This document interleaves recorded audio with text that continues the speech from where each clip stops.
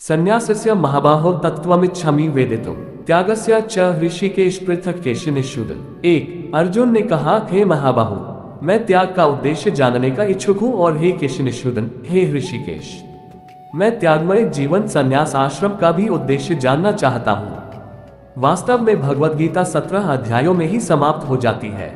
18वां अध्याय तो पूर्व विवेचित विषयों का पूरक संक्षेप है।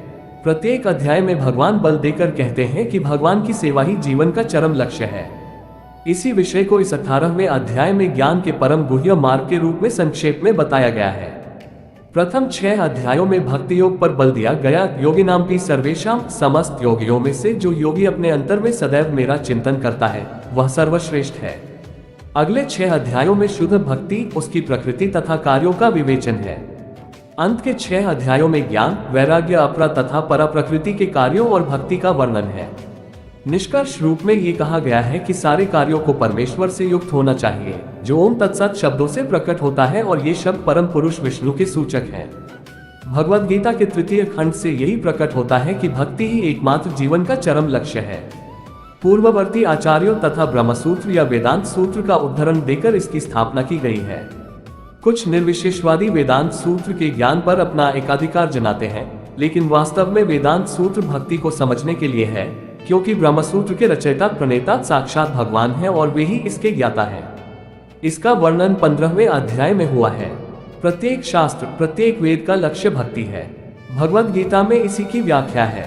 जिस प्रकार द्वितीय अध्याय में संपूर्ण विषय वस्तु की प्रस्तावना सार का वर्णन है, उसी प्रकार 18वें अध्याय में सारे उपदेश का सारांश दिया गया है। इसमें त्याग, वैराग्य तथा त्रिगुणातीत दिव्य पथ की प्राप्ति को ही जीवन का लक्ष्य बताया गया है। अर्जुन भगवद गीता के 2 विषयों का स्पष्ट अंतर जानने का इच्छुक है, ये है त्याग तथा संन्यास। अतः वह इन दोनों शब्दों के अर्थ की जिज्ञासा कर रहा है। इस श्लोक में परमेश्वर को संबोधित करने के लिए प्रयुक्त ऋषिकेश तथा केशिनिषूदन, ये 2 शब्द महत्वपूर्ण हैं। ऋषिकेश कृष्ण हैं, समस्त इंद्रियों के स्वामी, जो हमें मानसिक शांति प्राप्त करने में सहायक बनते हैं। अर्जुन उनसे प्रार्थना करता है कि वे सभी बातों को इस तरह संक्षिप्त कर दें जिससे वह संभाव में स्थिर रहे। फिर भी उसके मन में कुछ संशय हैं, और ये संशय असुरों के समान होते हैं। अतः वह कृष्ण को केशिनिषूदन कहकर संबोधित करता है। केशी अत्यंत दुर्जय असुर था, जिसका वध कृष्ण ने किया था। अब अर्जुन चाहता है कि वे उसके संशय रूपी असुर का वध करें। श्री भगवान उवाच, काम्याना कर्मणा न्यासम संन्यासम कवयो विदु सर्वकर्म फल त्याग प्राहुस्त्याग विचक्षणा। 2, भगवान ने कहा, भौतिक इच्छा पर आधारित कर्मों के परित्याग को विद्वान लोग संन्यास कहते हैं, और समस्त कर्मों के फल त्याग को बुद्धिमान लोग त्याग कहते हैं। कर्मफल की आकांक्षा से किए गए कर्म का त्याग करना चाहिए, यही भगवद गीता का उपदेश है।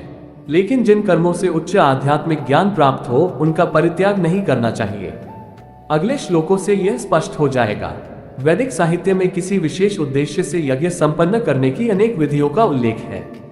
कुछ यज्ञ ऐसे हैं जो अच्छी संतान प्राप्त करने के लिए या स्वर्ग की प्राप्ति के लिए किए जाते हैं, लेकिन जो यज्ञ इच्छाओं के वशीभूत हो, उनको बंद करना चाहिए।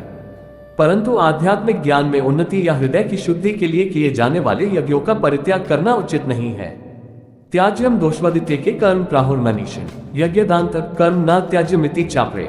3, कुछ विद्वान घोषित करते हैं कि समस्त प्रकार के सकौम कर्मों को दोषपूर्ण समझकर त्याग देना चाहिए, किंतु अन्य विद्वान मानते हैं कि यज्ञ, दान तथा तपस्या के कर्मों को कभी नहीं त्यागना चाहिए।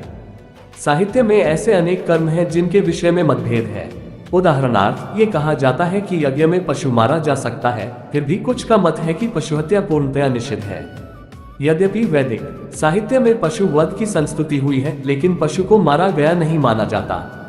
ये बलि पशु को नवीन जीवन प्रदान करने के लिए होती है।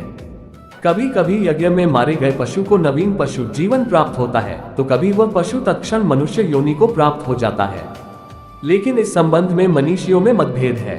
कुछ का कहना है कि पशुहत्या नहीं की जानी चाहिए, और कुछ कहते हैं कि विशेष यज्ञ बलि के लिए ये शुभ है।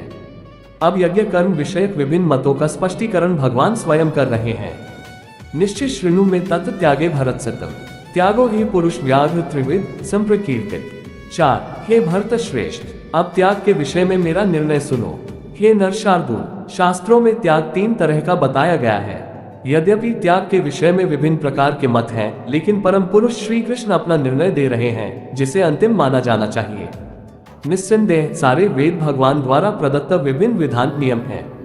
यहाँ पर भगवान साक्षात उपस्थित हैं, अतः उनके वचनों को अंतिम मान लेना चाहिए।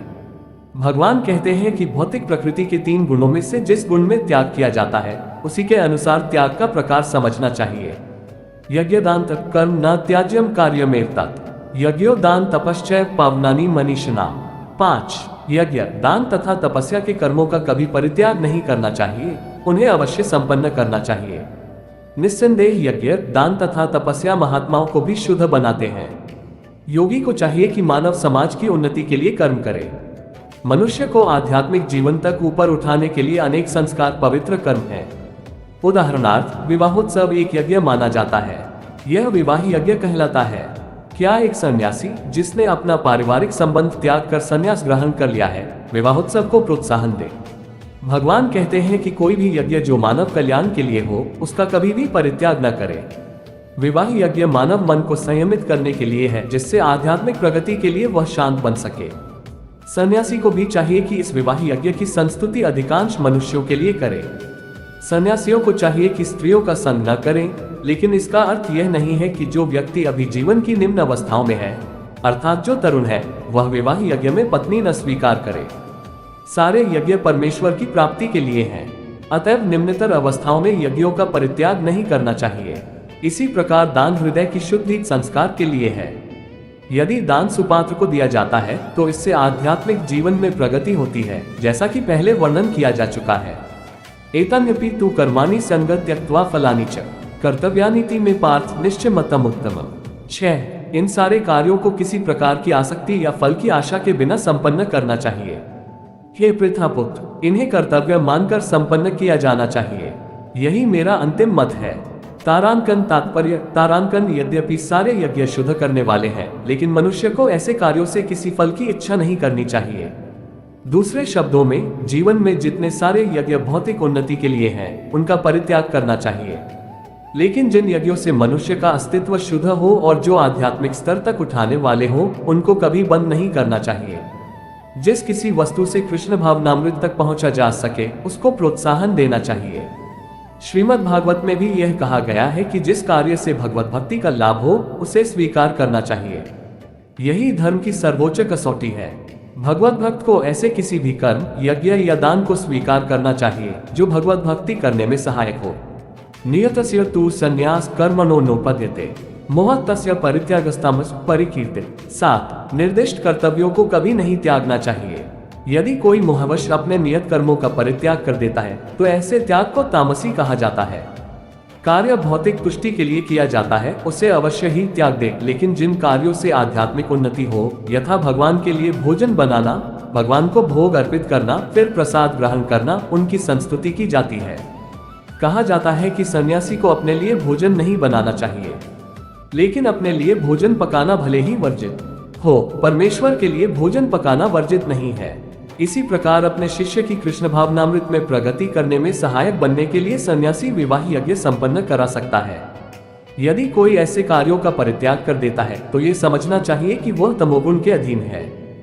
2 खमित्येव यत्कर्म कायक्लेश भयात् त्यजेत् स कृत्वा राजसं त्यागं नैव त्यागफलं लभेत्। 8 जो व्यक्ति नियत कर्मों को कष्टप्रद समझकर या शारीरिक क्लेश के भय से त्याग देता है, उसके लिए कहा जाता है कि उसने ये त्याग रजोगुण में किया है।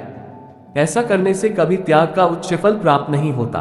व्यक्ति कृष्ण भावनामृत को प्राप्त है, उसे इस भय से अर्थोपार्जन बंद नहीं करना चाहिए कि वह सकाम कर्म कर रहा है। यदि कोई कार्य करके कमाए धन को कृष्ण भावनामृत में लगाता है, या यदि कोई प्रातःकाल जल्दी उठकर दिव्य कृष्ण भावनामृत को अग्रसर करता है, तो उसे चाहिए कि वह डरकर या ये सोचकर कि ऐसे कार्य कष्टप्रद है, उन्हें त्यागे नहीं। ऐसा त्याग राजसी होता है। राजसी कर्म का फल सदैव दुखद होता है। यदि कोई व्यक्ति इस भाव से कर्म त्याग करता है तो उसे त्याग का फल कभी नहीं मिल पाता। कार्यमित्येव यत्कर्म नियतम क्रियतेर्जुन संगं त्यक्त्वा फलक्षय स त्याग सात्विको मत। 9 हे अर्जुन, जब मनुष्य नियत कर्तव्य को करणीय मानकर करता है और समस्त भौतिक संगति तथा फल की आसक्ति को त्याग देता है तो उसका त्याग सात्विक कहलाता है। नियत कर्म इसी मनोभाव से किया जाना चाहिए। मनुष्य को फल के प्रति अनासक्त होकर कर्म करना चाहिए, उसे कर्म के गुणों से विलग हो जाना चाहिए। जो व्यक्ति कृष्ण भावनामृत में रहकर कारखाने में कार्य करता है, वह न तो कारखाने के कार्य से अपने को जोड़ता है, न ही कारखाने के श्रमिकों से। वह तो मात्र कृष्ण के लिए कार्य करता है, और जब वह इसका फल कृष्ण को अर्पण कर देता है तो वह दिव्य स्तर पर कार्य करता है। तारांकन भगवद गीता ऐप, तारांकन चैप्टर 18, तारांकन श्लोक, तारांकन 10 श्लोक। न द्वेष्टि कुशलम कर्म कुशले नानुषजते, त्यागी सत्व समाविष्टो मेधावी छिन्न संशय।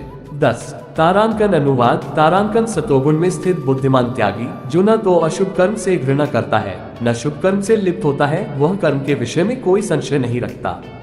तारांकन तात्पर्य, तारांकन कृष्ण भावना भावित व्यक्ति या सतोगुणी व्यक्ति न तो किसी व्यक्ति से घृणा करता है, न अपने शरीर को कष्ट देने वाली किसी बात से। वह उपयुक्त स्थान पर तथा उचित समय पर बिना डरे अपना कर्तव्य करता है। ऐसे व्यक्ति को, जो अध्यात्म को प्राप्त है, सर्वाधिक बुद्धिमान तथा अपने कर्मों में संशयरहित मानना चाहिए। न हि देहभृता शक्यम त्यक्तुन कर्माण्य शेषत, यस्तु कर्मफल त्यागी स त्यागी त्यभिधीयते। 11 निस्संदेह किसी भी देहधारी प्राणी के लिए समस्त कर्मों का परित्याग कर पाना असंभव है, लेकिन जो कर्मफल का परित्याग करता है वह वास्तव में त्यागी कहलाता है। भगवद गीता में कहा गया है कि मनुष्य कभी भी कर्म का त्याग नहीं कर सकता। अतएव जो कृष्ण के लिए कर्म करता है और कर्मफलों को भोगता नहीं तथा जो कृष्ण को सब कुछ अर्पित करता है, वही वास्तविक त्यागी है। अंतरराष्ट्रीय कृष्ण भावनामृत संघ में अनेक सदस्य हैं जो अपने अपने कार्यालयों, कारखानों या अन्य स्थानों में कठिन श्रम करते हैं और वे जो कुछ कमाते हैं उसे संघ को दान दे देते हैं। ऐसे महात्मा व्यक्ति वास्तव में सन्यासी हैं और वे संन्यास में स्थित होते हैं। यहाँ स्पष्ट रूप से बताया गया है कि कर्मफलों का परित्याग किस प्रकार और किस प्रयोजन के लिए किया जाए। अनिष्टमिष्टम मिश्रम च त्रिविध कर्मण फलम भवत्य त्यागिना प्रेत्य न तु संन्यासिना क्वचित। 12 जो त्यागी नहीं है उसके लिए इच्छित, इष्ट, अनिच्छित, अनिष्ट तथा मिश्रित ये 3 प्रकार के कर्मफल मृत्यु के बाद मिलते हैं, लेकिन जो सन्यासी हैं उन्हें ऐसे फल का सुख दुख नहीं भोगना पड़ता। कृष्ण भावना में व्यक्ति कृष्ण के साथ अपने संबंध को जानते हुए कर्म करता है, वह सदैव मुक्त रहता है। अतएव उसे मृत्यु के पश्चात अपने कर्मफलों का सुख दुख नहीं भोगना पड़ता। पंचेतानि महाबाहो कारणानि निबोध में, सांख्य कृतांते प्रोक्तानि सिद्धये सर्वकर्मणाम। 13 हे महाबाहु अर्जुन, वेदांत के अनुसार समस्त कर्म की पूर्ति के लिए 5 कारण हैं। अब तुम इन्हें मुझसे सुनो। पर प्रश्न पूछा जा सकता है कि चूंकि प्रत्येक कर्म का कुछ न कुछ फल होता है, तो फिर यह कैसे संभव है कि कृष्ण भावना में व्यक्ति को कर्म के फलों का सुख दुख नहीं भोगना पड़ता।